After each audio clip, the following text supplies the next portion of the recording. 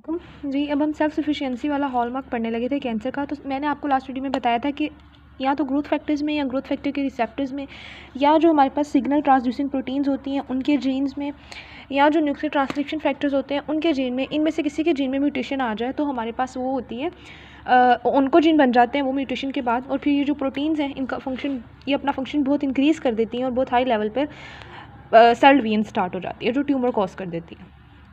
सबसे पहले growth factor का देख लेते हैं। तो होता कुछ यूँ है कि जो कैंसरस सेल है ना वो खुद अपने ग्रोथ फैक्टर बनाना शुरू कर देते हैं या वो स्ट्रोमल सेल को इंड्यूस करते हैं कि हमारे लिए ग्रोथ फैक्टर्स बनाओ। स्ट्रोमा आपने पढ़ा था ना, जो blood vessel loose connective tissue था इसके पैरेन्काइमा के सराउंड, उसको स्ट्रोमा कहा था। तो यहाँ तो कैंसर सेल खुद अपने बहुत सारे ग्रोथ फैक्टर बनाना शुरू कर देते हैं या ये स्ट्रोमा सेल को इंड्यूस करते हैं कि हमारे लिए ग्रोथ फैक्टर बनाओ। ठीक है, अब वो जो ग्रोथ फैक्टर है वो क्या करेंगे, वो आके इनको प्रोलिफरेट करवाते जाएंगे इन सेल्स को। अब नॉर्मली ये रूल होता है कि जो सेल ग्रोथ फैक्टर बना रहा है ना उस ग्रोथ फैक्टर के लिए उसके अपने ऊपर रिसेप्टर्स नहीं होते। मतलब अगर वो प्लेटलेट ड्राइव्ड ग्रोथ फैक्टर बना रहा है तो उसके ऊपर प्लेटलेट ड्राइव्ड ग्रोथ फैक्टर का रिसेप्टर नहीं होगा।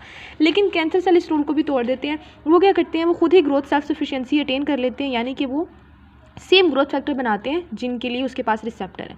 ग्रोथ फैक्टर खुद ही बनाते रहते हैं, खुद ही वो उनके रिसेप्टर के साथ बाइंड होता है, उनकी बहुत ज़्यादा ग्रोथ करवानी शुरू कर देता है। एग्जांपल वो दे रहा है कि जैसे ग्लियोब्लास्टोमा में क्या होता है कि जो प्लेटलेट ड्राइव्ड ग्रोथ फैक्टर होता है वो ग्लियोब्लास्टोमा सिक्रीट होता रहता है और उनके ऊपर इसके रिसेप्टर्स भी होते हैं। ठीक है, जिसकी वजह से कैंसर वहाँ पर इंड्यूस हो जाता है। आगे हमारे पास आ गया जी एक और मैकेनिज्म। ये तो था ना खुद बनाते जा रहे हैं, एक और है कि वो स्ट्रोमल सेल को स्टिमुलेट करते जा रहे हैं कि हमारे लिए ग्रोथ फैक्टर बनाओ। अब स्ट्रोमा उनके लिए ग्रोथ फैक्टर बनाता जा रहा है तो प्रोलिफरेट कैंसर सेल करते जा रहे हैं। आगे आ गया जी ग्रोथ फैक्टर रिसेप्टर। अब ये भी हो सकता है कि जो ग्रोथ फैक्टर रिसेप्टर का जीन है उसमें म्यूटेशन आ जाए तो तब क्या होता है कि ग्रोथ फैक्टर रिसेप्टर अपनी एक्टिविटी बहुत ज़्यादा कर देता है। ठीक है, अच्छा, अब वो कह रहे हैं कि many of the growth factor receptor function is oncoprotein when they are mutated or if they are over expressed.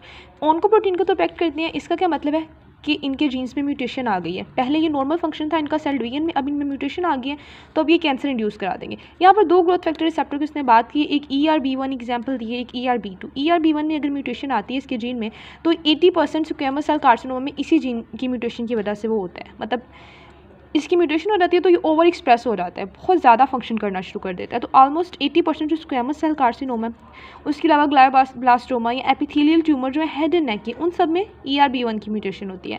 और जो ब्रेस्ट कैंसर है उसमें 20% केसेस में ERB2 की या HER2 की म्यूटेशन होती है। ठीक है, इसके जीन की। ये है क्या, ये ग्रोथ फैक्टर रिसेप्टर्स हैं। अब बता रहा है कि सिग्निफिकेंस HER2 जीन की ब्रेस्ट कैंसर में ऐसे पता चली कि जब इसका वो दिया गया, उसको क्या कहते हैं, ब्लॉकर दिया गया इस रिसेप्टर का, तो उससे प्रिवेंट हो गया कैंसर। ठीक है, अच्छा, उसके बाद आगे सिग्नल ट्रांसड्यूसिंग प्रोटीन। अब ग्रोथ फैक्टर आता है, आके अपने रिसेप्टर के साथ बाइंड करता है, इसको एक्टिवेट करता है। जब ये एक्टिवेट हो जाता है तो ये अंदर सेल के अंदर कुछ प्रोटीन्स को एक्टिवेट कराता है जो सिग्नल ट्रांसड्यूसिंग प्रोटीन्स होती हैं। उनका काम क्या होता है कि इधर से मैसेज को न्यूक्लियस तक लेकर जाना। तो अब यहाँ पर signal transducing protein race protein होती है या ABL होती है। तो अब रेस प्रोटीन के जीन में या ABL प्रोटीन के जीन में म्यूटेशन आ सकती है, उससे भी कैंसर इंड्यूस हो जाता है। ठीक है, अच्छा, अब हमारे पास रेस प्रोटीन का यहाँ पे बता रहे हैं कि Ras most commonly Ras protein होती है जो इन्वॉल्व होती है सिग्नल ट्रांसडक्शन में, और ये मोस्ट कॉमन प्रोटीन है जिसके जीन में म्यूटेशन आ जाती है। ठीक है, अब रेस जीन हमारे पास होती क्या है, एक नॉर्मली G प्रोटीन है जो बैक एंड फोर्थ फ्लिप करती रहती है इस रिसेप्टर के दरमियान और अपने उस न्यूक्लियस के दरमियान। ठीक है, और अब G प्रोटीन्स का आप लोगों ने पढ़ लिया था फर्स्ट ईयर में भी सेकंड ईयर में भी कि G प्रोटीन्स क्या करती हैं, उनके पास GDP होता है। जब वो इनएक्टिव होती है उनके पास GDP होता है। जब इस रिसेप्टर के साथ आके ग्रोथ फैक्टर बाइंड करेगा, ये रिसेप्टर एक्टिवेट हो जाएगा और ये रेस प्रोटीन को कैसे एक्टिवेट करेगा कि उसका GDP जो है वो GTP से ट्रांसफर हो जाएगा। अब उसके पास GTP है, जैसे इस फिगर में भी दिखाया हुआ है। अब उसके पास क्या है, यहाँ पर देखिए उसके पास GTP है। जब उसके पास GTP है ना तो अब वो क्या हो गया, वो अब एक्टिवेट हो गई है। जब वो एक्टिवेट हो गई है तो वो ये देखिए एक्टिव रेस क्या करेगी, वो आगे पाथवेज चलाएगी और वो पाथवेज एट द एंड जाके जीन्स की ट्रांसक्रिप्शन करवाएंगे। फिर होता कुछ हुआ, कुछ देर के लिए वो एक्टिव रहती है, अपना फंक्शन परफॉर्म करती है। उसके बाद उसके रेस प्रोटीन के पास GTPase एक्टिविटी होती है। उस एक्टिविटी की वजह से वो क्या करती है, अपने GTP को हाइड्रोलाइज कर लेती है GDP में। जब वो अपने GTP को हाइड्रोलाइज कर लेती है GTP में, जिसकी वजह से हमारे पास क्या होता है कि प्रोटीन अपनी क्विसेंट स्टेट में, यानी कि पहले वाली स्टेट में वापस आ जाती है, GDP वाली स्टेट में, इनएक्टिव स्टेट में। ठीक है, ये नॉर्मली होता है। अब होता कुछ हुआ है कि जब रेस में म्यूटेशन आती है ना तो तब क्या होता है कि इसकी जो GTPase एक्टिविटी है ना वो ख़राब हो जाती है। उसकी GTPase एक्टिविटी ख़राब हो गई है, अब वो एक्टिव फॉर्म में ही रहेगी, वो GTP के साथ ही अटैच रहेगी, एक्टिव फॉर्म में रहेगी, जिसकी वजह से वो ओवर एक्सप्रेस हो गई है, अपना फंक्शन बहुत ज़्यादा उसने करना शुरू कर दिया है। ठीक है, यहाँ पे वो बता रहा है कि जब रेस एक्टिवेट होती है ना नॉर्मली, तो वो क्या करती है, वो जाकर डाउन स्ट्रीम जाती है सिग्नल्स को लेकर, न्यूक्लियस तक जाती है, न्यूक्लियस पे कन्वर्ट करती है और न्यूक्लियस में जाकर एक्सप्रेशन करवाती है उन जीन्स का जो उन प्रोटीन्स को इनकोड करते हैं, जो ग्रोथ को रेगुलेट करती है। जैसे माइक एक प्रोटीन है, इसका जो जीन होता है उसकी एक्सप्रेशन को या उसकी ट्रांसक्रिप्शन को कौन रेगुलेट करते हैं, रेस प्रोटीन। अब होता क्या है, जब रेस प्रोटीन के जीन में आती है म्यूटेशन, तो जो रेस की पॉकेट होती है जहाँ पर जीटीपी बाइंड करता है, या तो वहाँ पर पॉइंट म्यूटेशन आ जाती है, उस पॉकेट में कोई चेंजेस आ जाते हैं जहाँ पर जीटीपी ने बाइंड करना होता है, या फिर उस एंजाइमेटिक रीजन में जिसके पास जीटीपीएस एक्टिविटी है, इन दोनों में से किसी एक जगह पर म्यूटेशन आ जाती है और रेस की एक्टिविटी बहुत इंक्रीज हो जाती है। ठीक है, अच्छा, उसके बाद अब हमारे पास आ जाती है बात ABL की। ABL भी क्या प्रोटीन है, ये भी एक सिग्नल ट्रांसड्यूसर प्रोटीन है। इसका भी यही काम था कि जब रिसेप्टर एक्टिवेट हो गया तो ABL एक्टिवेट हो गया, फिर न्यूक्लियस तक सिग्नल्स को लेकर जाएगी। अच्छा, जब ये ABL प्रोटीन नॉर्मल थी तो ये क्या करती थी, सिग्नल ट्रांसड्यूसर प्रोटीन थी, सिग्नल को लेकर जाती थी न्यूक्लियस तक। ठीक है, अब हमारे पास क्या होता है कि जब स्पेशली ABL प्रोटीन में म्यूटेशन हो तो क्रोनिक माइलॉइड ल्यूकीमिया वगैरह होते हैं। अच्छा, ल्यूकीमिया के केस में क्या होता है कि ABL प्रोटीन, जो ABL का जीन होता है ना, वो अपनी जगह से उठकर अपनी जगह बदल लेता है, ट्रांसलोकेट हो जाता है। नॉर्मली वो प्रेजेंट होता है क्रोमोसोम 9 पर। जब म्यूटेशन आती है वो क्रोमोसोम 9 से उठ के क्रोमोसोम 22 पर आ जाता है और क्रोमोसोम 22 पर आकर वो जो फ्यूज़ कर जाता है BCR जीन के साथ, तो अब हमारे पास बन जाता है BCR ABL जीन, हाइब्रिड बन गया दोनों का। अब जब इनका हाइब्रिड बन गया तो जो प्रोटीन बनाएंगे उसको भी हम BCR ABL हाइब्रिड प्रोटीन कहेंगे। अब ये प्रोटीन क्या करती है, बहुत हाई लेवल की एक्टिवेशन करा देती है सारे सिग्नल ट्रांसडक्शन पाथवे की, और ये क्या कर देती है, पोटेंट स्टिमुलेटर होती है सेल ग्रोथ की, बहुत ज़्यादा सेल ग्रोथ शुरू हो जाती है, तो वो एट द एंड कैंसर ही बनेगा ना फिर। अच्छा, अब BCR ABL जीन का रोल ल्यूकीमिया में कैसे प्रूव हुआ कि जब BCR ABL काइनेज इनहिबिटर्स दिए गए ना, तो बहुत ज़्यादा अच्छा रिस्पॉन्स शो किया पेशेंट्स ने, उनका कैंसर क्योर होना शुरू हो गया।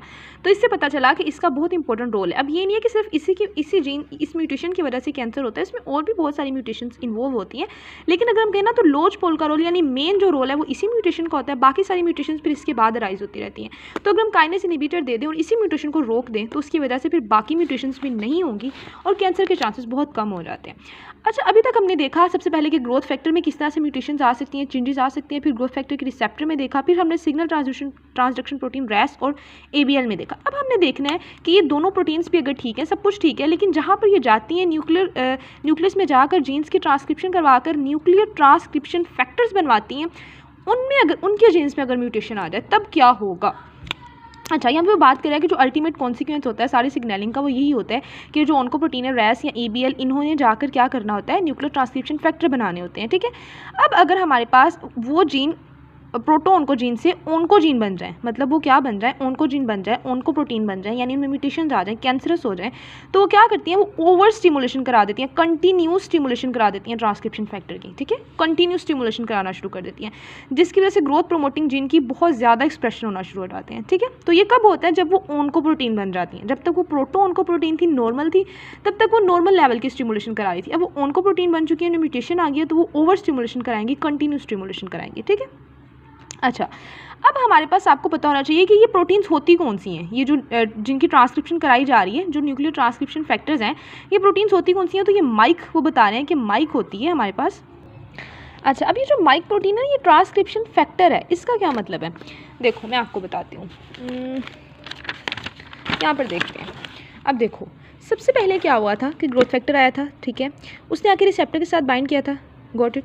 अब जब रिसेप्टर के साथ बाइंड किया था, रिसेप्टर ने आगे एक्टिवेट कर दिया था सिग्नल ट्रांसड्यूसिंग प्रोटीन को, जिसमें हमारे पास था रेस था या ABL था। अब सिग्नल ट्रांसड्यूसिंग प्रोटीन ने जाकर क्या किया था, न्यूक्लियर ट्रांसक्रिप्शन फैक्टर्स बनवाए थे, न्यूक्लियर ट्रांसक्रिप्शन फैक्टर्स बनवाए थे। इन प्रोटीन्स ने जाकर इन जो न्यूक्लियर ट्रांसक्रिप्शन फैक्टर्स के जीन है इनको स्टिमुलेट किया था ताकि न्यूक्लियर ट्रांसक्रिप्शन फैक्टर बने, जिसका नाम माइक है। जब न्यूक्लियर ट्रांसक्रिप्शन फैक्टर्स बन जाएंगे ना, ये क्या कराएंगे, ये हमारे पास जाकर उन जीन्स को स्टिमुलेट करेंगे जो ग्रोथ के लिए प्रोटीन्स नेसेसरी है ना, वो उनके जीन्स को स्टिमुलेट करेंगे। मतलब माइक ने ग्रोथ नहीं करानी, माइक ने उन प्रोटीन्स के जो ग्रोथ के लिए नेसेसरी हैं, सेल डिवीजन के लिए नेसेसरी हैं, मेटाबॉलिज्म के लिए नेसेसरी हैं, उनके जीन्स को एक्टिवेट करना है। इसीलिए हम ट्रांसक्रिप्शन फैक्टर कहते हैं। इन्होंने ट्रांसक्रिप्शन करवानी है इनके जीन्स की, जिसकी एग्जांपल हमारे पास साइक्लिन्स आ जाते हैं, साइक्लिन डिपेंडेंट काइनेजेस आ जाते हैं।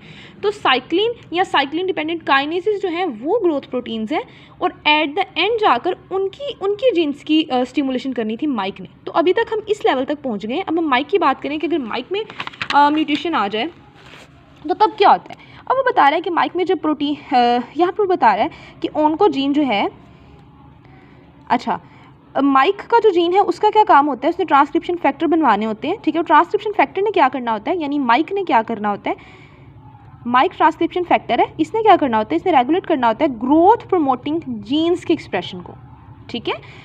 ट्रांसक्रिप्शन फैक्टर ने ग्रोथ प्रमोटिंग जीन्स के एक्सप्रेशन को कंट्रोल करना होता है। वो ग्रोथ प्रमोटिंग जीन्स क्या होते हैं, जो साइक्लिन्स बनाते हैं या साइक्लिन डिपेंडेंट काइनेज बनाते हैं, ठीक है। अच्छा, अब हमारे पास अगर माइक में डिसरेगुलेशन हो जाएगी तो क्या होगा, ट्यूमरोजेनेसिस हो जाएगी, ट्यूमर बनने के चांसेस बहुत इंक्रीज हो जाएंगे, क्योंकि सेल में प्रोग्रेशन होगी है, सेल बहुत ज़्यादा सेल साइकिल चला रहा है, इसके अलावा मेटाबॉलिज्म भी इन्हांस हो गया, तो बहुत चांसेस हैं ट्यूमर फॉर्मेशन के। उसके अलावा आपने याद रखना है कि अब हमारे पास जो ग्रोथ प्रमोटिंग जीन्स हैं, बार बार उनकी बात कर रहा है साइक्लिन और साइक्लिन डिपेंडेंट काइनेज की, माइक ने इनके एक्सप्रेशन को इंक्रीज कराना होता है। अब माइक की डिसरेगुलेशन बर्किट लिम्फोमा एक कैंसर है जिसमें मोस्टली यही होता है कि माइक प्रोटीन की ही डिसरेगुलेशन हुई होती है, जिस तरह से वो लिम्फोमा बन जाता है, 20 सेल का ट्यूमर है।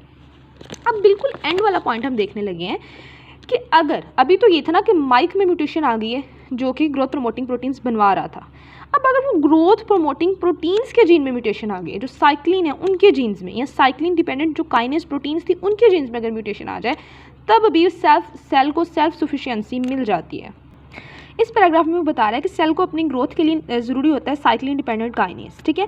साइक्लिन डिपेंडेंट काइनेज जाकर साइक्लिन को एक्टिवेट करता है, साइक्लिन के साथ बाइंड करता है और फिर साइक्लिन और साइक्लिन डिपेंडेंट काइनेज का कॉम्प्लेक्स बन जाता है और वो करवाता है जिस सेल की डिवीजन और सेल की ग्रोथ।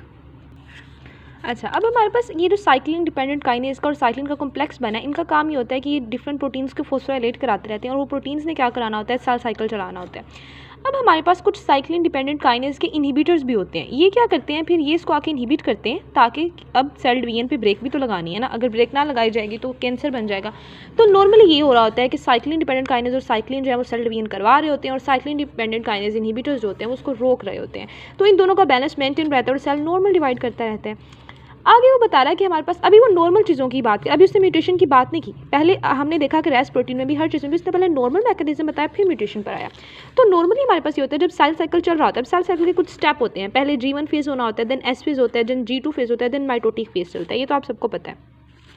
तो ये साइक्लिन डिपेंडेंट काइनेज और साइक्लिन ने क्या करानी है, सेल डिवीजन ही तो करानी है ना, यानी उस सारे फेजेस से सेल को गुजारना है, G1 फेज, फिर S फेज, फिर G2 फेज। तो नॉर्मली ये होता है कि जब G1 फेज खत्म होकर S फेज शुरू हो रहा होता है ना, तो उसको वहाँ पे एक चेक पॉइंट होता है। G1 खत्म होने के बाद जब S में इंटर होना होता है ना सेल ने, तो सेल को चेक किया जाता है कि सेल के किसी जीन में कोई म्यूटेशन वगैरह तो नहीं है, कि ये ना हो कि म्यूटेशन और सेल फिर जब एक दफ़ा आगे चला जाए तो बहुत ओवर एक्सप्रेस हो जाए और बहुत ज़्यादा डिवीजन करना शुरू करते हैं, तो उसको एक चेक किया जाता है उस पॉइंट पर, ठीक है। उसके बाद सेल को G2 से M पे जाते हुए भी चेक किया जाता है, मतलब G1 से S पर आया, S के बाद G2 में चला गया और जब G2 से M में जाना है तो उस जगह पे भी चेक किया जाता है कि कोई म्यूटेशन वगैरह तो नहीं हुई। ये तो सारी चेकिंग चल रही होती है, ये एक तो ग्रोथ प्रमोटिंग और ग्रोथ सप्रेसिंग फैक्टर के बैलेंस की वजह से चल रही होती है, दूसरा सेंसर मौजूद होते हैं DNA डैमेज के, वो सेंस करते रहते हैं कि कोई डैमेज हुआ है या नहीं। ये सारा हो गया जी नॉर्मल फिनोमिना।